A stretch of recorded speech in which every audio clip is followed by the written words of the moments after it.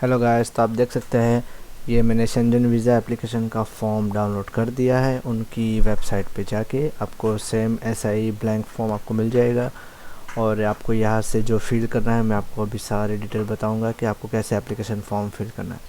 सबसे पहले आप ऊपर देख सकते हैं सरनेम, और ये आप नोट कर दीजिएगा कि जो भी पॉइंट यहाँ पे 1 से लेके 8 या 9 तक के जितने भी पॉइंट्स हैं वो आपको सारे पॉइंट्स आपके पासपोर्ट में मिल जाएंगे। आपके पासपोर्ट में जो जैसा लिखा है आपको वही फिल करना है। सरनेम, आपका फैमिली नेम, और अगर आपके बर्थ के टाइम सरनेम चेंज है तो आपको चेंज वाली लिखनी है, अगर आपके नहीं है तो नहीं लिखनी। जो भी आपके पासपोर्ट में मेंशन ही होगी और आपको मेंशन जो भी पासपोर्ट में है वही आपको लिखनी है। फिर आपका फर्स्ट नेम, फिर आपकी date of birth, place of birth, country, nationality, अगर कोई और नेशनैलिटी है तो भी आपको मेंशन करनी है। मेरे केस में कुछ नहीं था तो मैंने नॉट एप्लीकेबल लिखा था। मेल फीमेल पे टिक मार्क करना है। फिर आप मैरिड हो सिंगल हो वो आपको जस्ट कॉमन जो बेसिक डिटेल्स है वो आपको अपनी फिल करनी है। अगर माइनर केस में जैसे कि अगर कोई किड्स के लिए अगर आप फॉर्म फिलअप कर रहे हो तो उस केस में ये वाला पॉइंट मेंशन करना है। फिर नेशनल आइडेंटिटी नंबर, इसमें मैंने अपना आधार कार्ड का नंबर मेंशन किया था। अब आप अपने कंट्री का कोई भी नेशनल आईडी कार्ड का नंबर आप दे सकते हो। जैसे इंडिया, पाकिस्तान, बांग्लादेश में जो जो उनके नेशनल आइडेंटिटी कार्ड है वो आपको यहाँ पे मेंशन करना है। तो मेरे केस में मैं इंडिया से हूँ तो मेरा आइडेंटिटी कार्ड आधार कार्ड है, तो मैंने इस वाले सेक्शन में आधार कार्ड का नंबर ऐड किया था। फिर टाइप ऑफ ट्रैवल डॉक्यूमेंट, उसमें ऑर्डिनरी पासपोर्ट पे टिक करना है। मेजॉरिटी सारे 98% सबके पासपोर्ट जो ऑर्डिनरी पासपोर्ट होते हैं आपको यही पे टिक करना है। फिर नंबर ऑफ़ ट्रैवल डॉक्यूमेंट, यहाँ पे आपको पासपोर्ट का नंबर मेंशन करना है। उसके बाद डेट ऑफ इशू, पासपोर्ट की डेट ऑफ इशू, पासपोर्ट कौन सी डेट तक वैलिड है वो यहाँ पे मेंशन करना है। फिर इशूड बाय कंट्री, तो मेरे केस में सूरत इंडिया था तो मैंने वो मेंशन किया। ये सारी डिटेल आपको पासपोर्ट से मिल जाएगी।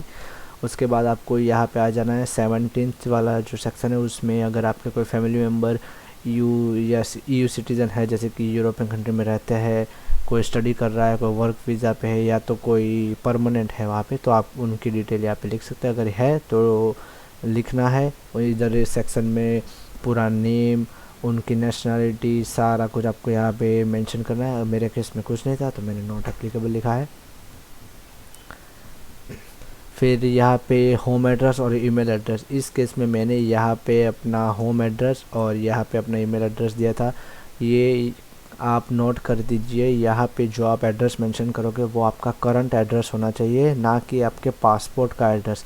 पासपोर्ट में हमारा एड्रेस ऑलरेडी मेंशन होता है होम एड्रेस, पर उसके बाद क्या होता है कि लोग कहीं पे और मूव हो चुके हैं। जैसे मेरे केस में मैं यूके में रहता हूँ, यूके से मैंने अप्लाई किया है और मेरे पासपोर्ट में इंडिया का एड्रेस है, तो मैंने अपना करंट यूके का एड्रेस यहाँ पे मेंशन किया है। तो मुझे यहाँ पे यूके का एड्रेस और नीचे मेरा जो अभी करंट ईमेल एड्रेस है वो मेंशन करना है। और इस वाले सेक्शन में टेलीफोन नंबर में मुझे अपना यूके का नंबर देना है, ताकि इन केस उनको कोई भी प्रॉब्लम हो, कोई भी क्वेश्चन करने हो डॉक्यूमेंट रिगार्डिंग, तो हो वो हमें इस एड्रेस, ईमेल एड्रेस और मोबाइल नंबर से कांटेक्ट कर सकते हैं। तो यहाँ पे हमें करंट एड्रेस और करंट टेलीफोन नंबर मेंशन करना है। 20th वाला जो पॉइंट है उसमें resident in country other than country of current nationality, अगर आप किसी और कंट्री में रहते हो, जैसे कि इंडियन पासपोर्ट है आपके पास और आप कहीं और रहते हो, दुबई, यूके, कनाडा, ऑस्ट्रेलिया, तो आपको यहाँ पे यस मेंशन करना है।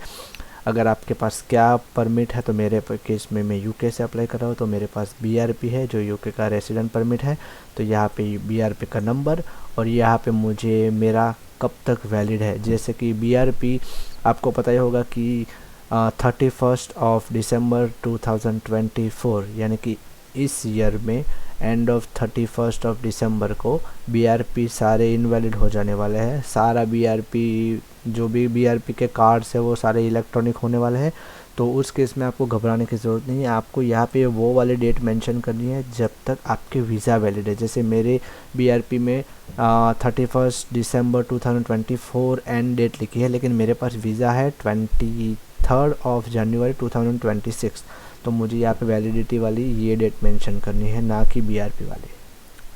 और या करंट ऑक्यूपेशन जो यहाँ पे है मैंने एम्प्लॉय मेंशन किया था। उसके बाद यहाँ पे डैश करके यहाँ पे आपकी जो भी जॉब प्रोफाइल है, मेरे केस में यहाँ पे मैंने अपना जो डेंटल में एडमिनिस्ट्रेटिव काम करता हूँ तो मैंने डेंटल एडमिनिस्ट्रेटिव लिखा था।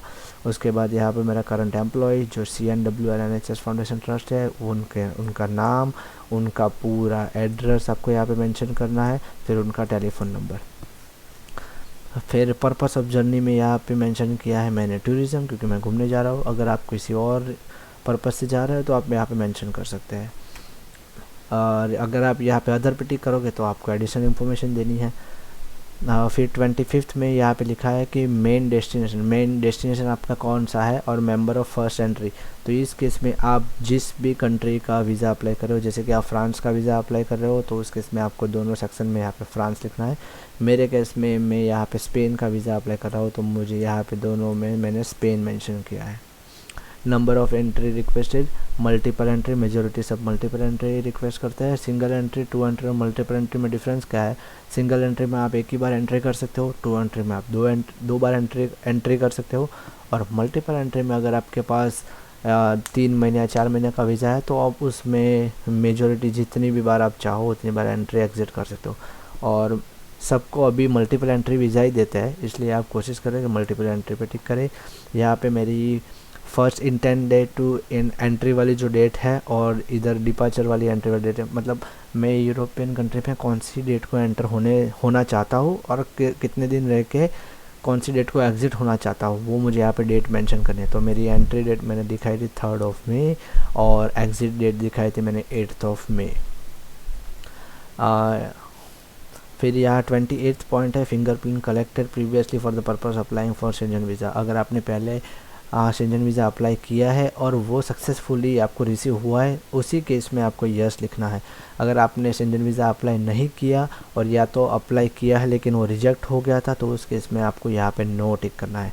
तो मेरे केस में मैं पहली बार कर रहा हूँ तो मैंने यहाँ पे नो टिक किया है। 29th वाला पॉइंट है फाइनल कंट्री ऑफ डेस्टिनेशन। अगर आप शेंजन कंट्री के बाद कहीं और दूसरी कंट्री में जाने वाले हो जिसका वीज़ा आपके पास ऑलरेडी है तो आपको यहाँ पे मेंशन करना है इशूड बाय कौन सी कंट्री है, कहाँ कौन सी डेट से कौन सी डेट तक उसकी वैलिडिटी है। लेकिन मेरे केस में मेरे पास और कोई नहीं है फाइनल डेस्टिनेशन, तो मैंने यहाँ नॉट एप्लीकेबल लिखा है। फिर 30th वाला पॉइंट है, यहाँ पे आपको inviting person in member of state. अगर आप किसी फैमिली मेम्बर को ज्वाइन करने वाले हो तो उनका नाम और उनकी सरनेम यहाँ पे मेंशन करनी है। लेकिन मेरे केस में यहाँ मैं मुझे किसी ने इनवाइट नहीं किया है, ना ही कोई मेरा फैमिली मेम्बर है, तो मैं होटल बुकिंग यहाँ पे शो करवाने वाला हूँ। तो मैंने होटल बुकिंग ऑलरेडी booking.com से करवा दी थी। वो भी आपको कैसे करवाना है मैंने ऑलरेडी अपने यूट्यूब चैनल पर वीडियो डाल रखी है, तो आप देख लीजिएगा। तो यहाँ पे मुझे मेरे होटल का नाम देना है। जैसे देखो मैंने डायगोनल हाउस हॉस्टल में बुकिंग करवाई है और बुकिंग की डेट भी मुझे वही रखनी है जो मैं वीज़ा एप्लीकेशन फॉर्म में फिल कराऊँ, 3rd मई 2024। और जो एग्ज़िट है मेरी वो 8th मई 2024। तो वही डेट की मुझे होटल बुकिंग करनी है जो मैंने ऑलरेडी करवा के रखी है, और इधर मैंने होटल का नाम मुझे मेंशन करना है। उसके बाद वो होटल का आपको पूरा एड्रेस, उनका ईमेल एड्रेस और या होटल का कॉन्टैक्ट नंबर आपको मेंशन करना है।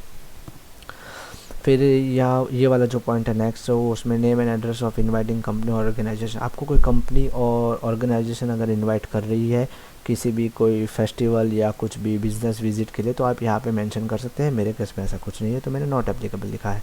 फिर उनका नाम, टेलीफोन नंबर आपको सारा कुछ मेंशन करना पड़ेगा। अगर नॉट एप्लीकेबल है तो आप ये ब्लैंक छोड़ सकते हो। 32 वाला ऑप्शन है कॉस्ट ऑफ ट्रैवल। आपकी जो भी जितने दिन की आप ट्रैवल जर्नी है उसका कॉस्ट आप कैसे कवर करने वाले हो वो आपको डिटेल यहाँ पे मेंशन करनी है। तो मेरे केस में मैं बाय एप्लीकेंट हिमसेल्फ मैं अपना खर्चा खुद निकालने वाला हूँ, तो यहाँ पे मुझे टिक मार्क करना है।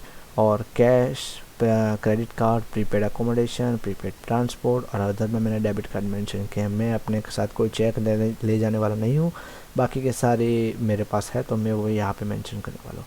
फिर बस यहाँ पे सारे टर्म्स एंड कंडीशन है वो आपको पढ़नी है तो पढ़ सकते हो, बाकी तो कोई ज़रूरत नहीं है।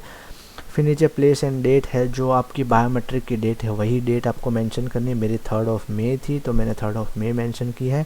और प्लेस जो आपकी बायोमेट्रिक के अपॉइंटमेंट जहाँ पे भी है, जैसे कि आपका मैनचेस्टर सेंटर है तो यहाँ पे मैनचेस्टर यूनाइटेड किंगडम लिख दीजिए। मेरा लंदन में था, मैंने लंदन यूनाइटेड किंगडम लिखा था। उसके बाद आपको ये एप्लीकेशन फॉर्म कंप्लीट होने के बाद प्रिंट आउट निकाल लिया। प्रिंट आउट करने के बाद आपको यहाँ पे सिग्नेचर कर देनी है, यहाँ पे आपको पूरी सिग्नेचर करनी है।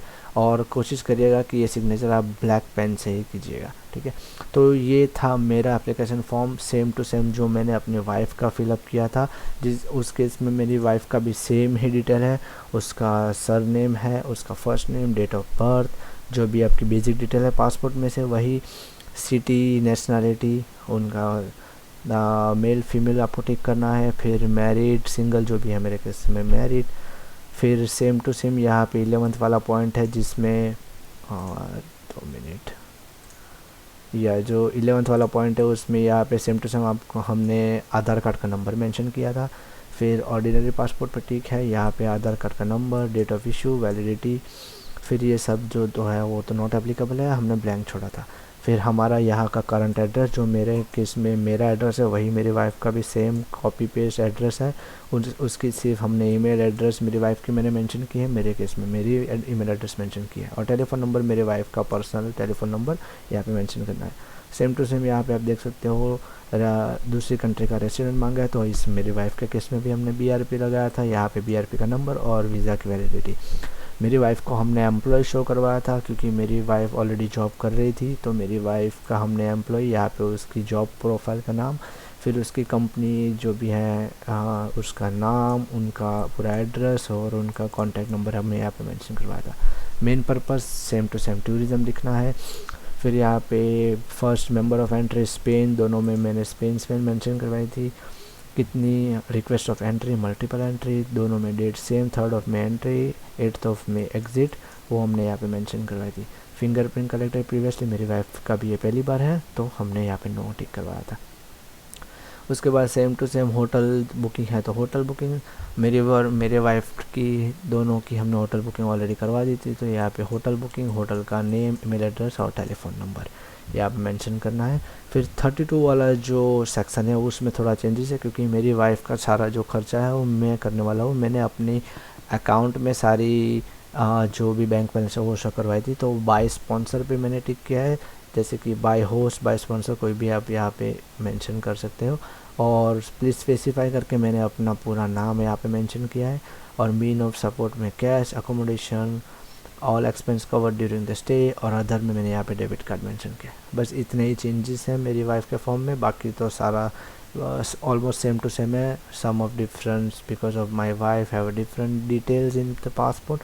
और यहाँ पे आप देख सकते हो place and date same to same London, biometric appointment centre था हमारा तो लंदन, और अपॉइंटमेंट की डेट। फिर यहाँ पे प्रिंट आउट करके हमें यहाँ पे सिग्नेचर निकालना है। तो बस ऐसे ही आपको एप्लीकेशन फॉर्म फिलअप करना है। अगर आप सेपरेट फिल कर रहे हो तो आपको सेपरेट एप्लीकेशन फिल करनी है, लेकिन अगर आप कपल में जा रहे हो तो आपको कपल में ऐसे ही जॉइंट एप्लीकेशन आपको फिल करनी पड़ेगी। और यह जो पासपोर्ट साइज फ़ोटो है उसकी भी मैं यहाँ पे डिटेल आपको शेयर कर दूंगा कि ये मेजॉरिटी पासपोर्ट जो फ़ोटो चाहिए यहाँ पे उसकी भी साइज़ क्या है, क्योंकि शेंजन वीज़ा के लिए उनकी पासपोर्ट जो फ़ोटो की साइज़ है वो डिफरेंट है। उसके बिना आपका एप्लीकेशन फॉर्म वो एक्सेप्ट नहीं करेंगे। और आपको यहाँ पे पासपोर्ट फ़ोटो चिपकाना नहीं है, आपको एप्लीकेशन फॉर्म और पासपोर्ट अलग से उनको देना है। काउंटर पे आप उनको दे दो तो वो अलग से आपका फ़ोटो चिपका लेंगे, आपको और कोई टेंशन लेने की ज़रूरत नहीं है। तो बस यही है, ऐसे ही आपको एप्लीकेशन फॉर्म फिलअप करना है और फिल करने के बाद उसका प्रिंट आउट निकाल के आप सिग्नेचर कर सकते हो।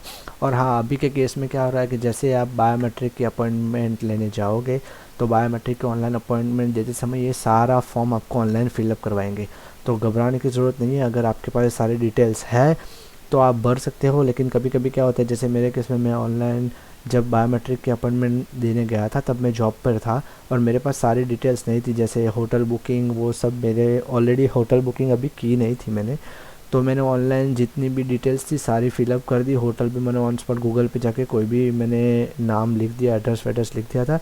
लेकिन after biometric appointment date confirmation के बाद जब मुझे मेल आई तो उस मेल में 2 एप्लीकेशन फॉर्म, डॉक्यूमेंट, चेकलिस्ट सारे थे। तो ये फॉर्म जो मैंने ऑनलाइन बायोमेट्रिक के टाइम फिलअप किया था तो वो भी मुझे मेल थ्रू रिसीव हो चुका था।